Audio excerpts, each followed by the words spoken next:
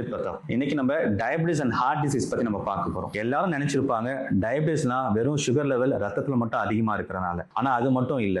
Sugar level தொடர்ச்சியா அதிகமா இருந்தா கண்டிப்பா உங்களுக்கு இருதய பிரச்சனை வர வாய்ப்புகள் நிறைய இருக்கு. ஒரு ரீசெண்டான ஒரு ஆய்வுல சொன்னாங்க சுகர் லெவல் ஒரு வருஷத்துக்கு தொடர்ச்சியா அன்கண்ட்ரோலா இருந்தா 67% உங்களுக்கு மாரடைப்பு வர வாய்ப்புகள் இருக்கு. 64% உங்களுக்கு வந்து இருதயம் செயலளிக்க வாய்ப்புகள் நிறைய இருக்கு. சோ சுகர் லெவல் நல்லா கண்ட்ரோலா வச்சிருந்தீங்களா கண்டிப்பா இந்த பின்விளைவுல இருந்து நம்ம தப்பிக்கலாம். சரி, எப்படி சுகர் உங்களுக்கு இருதயத்தை பாதிக்கிறது? சக்கரை அளவு அதிகமா இருக்கிறதுனால ரத்த குழாயில் இருக்க உள்பகுதி எல்லாமே வந்து பாதிப்படையுது. மெதுவா உங்களுக்கு கொழுப்பு பதிய ஆரம்பிக்குது. நாட்கள் போக போக உங்களுக்கு வந்து அதோட ரத்த ஓட்டம் எல்லாமே கம்மியாகுது. இந்த ரத்த ஓட்டம் கம்மியானதுக்கு அப்புறம் இருதயத்துக்கான தேவை, இருதயத்துக்கான அழுத்தங்கள் அதிகமா இருக்கனால உங்களுக்கு அந்த இருதய பிரச்சனை வருது. சரி, இது யாருக்கெல்லாம் ரொம்ப அதிகமா வர வாய்ப்புகள் இருக்கு பார்க்கலாம். சுகர் லெவல் தொடர்ச்சியா உங்களுக்கு கண்ட்ரோல் இல்லாம இருந்தா, இல்ல சக்கரோட அளவு உங்களுக்கு ரொம்ப 400க்கு மேல தொடர்ச்சியா இருந்தா, இல்ல சக்கரை 10 வருஷத்துக்கு மேல இருந்தா, இல்லனா ஸ்மோக்கிங் இல்ல ஆல்கஹால் ஹேபிட்ஸ் இருக்கிறவங்களுக்கோ, ஏன்னா கூட கிட்னி ப்ராப்ளம் இருக்கிறவங்களுக்கு அவங்களுக்குலாம் இந்த ஹார்ட் டிசீஸ் வர வாய்ப்புகள் அதிகமா இருக்கு. இதுல ஒரு நல்ல விஷயம் என்னன்னா கண்டிப்பா சுகர் லெவல் நல்லா கண்ட்ரோல் பண்ணிருந்தீங்கன்னா இந்த ஹார்ட் டிசீஸ்ல இருந்து நம்ம வராம தடுக்கலாம். எந்த மாதிரி அறிகுறிகள் ஒரு டயபெட்டிக் பேஷண்ட் வரும்னு பார்க்கலாம். குறிப்பா உங்களுக்கு ஹார்ட் அட்டாக் எப்படி இருக்கும்னா